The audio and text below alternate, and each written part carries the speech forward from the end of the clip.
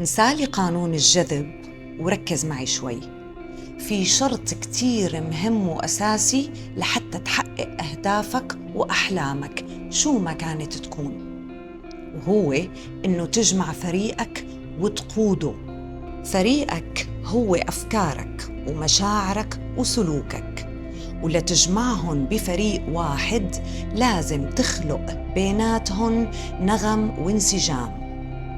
القصة إنه كل واحد من هالثلاثة بحر لحاله، وممكن كتير يكون بدون وعي منك عم يشتغل على أهداف تانية بغض النظر إذا هالأهداف بتعجبك ولا لا. مثلاً ممكن يكون عقلك عم يقول أنا بدي أنجح، ومشاعرك عم تصرخ بالسر لا معقول أنا؟ أما سلوكك قاعد على الكنبة وعم يعمل ريفريش للسوشيال ميديا كل 5 دقايق.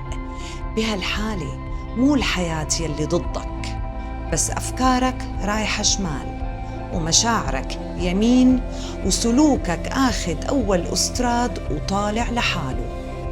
بأغلب الأوقات مو المشكلة إنك ما عم تجذب الفرص لأحلامك، المشكلة إنه عندك 3 طاقات هائلة، بس كل وحدة فاتحة GPS على كيفها، والمحصلة إنك محبوس ببقعة جامدة من نسيج الحياة، لا فيها فرص حلوة ولا حتى حظوظ.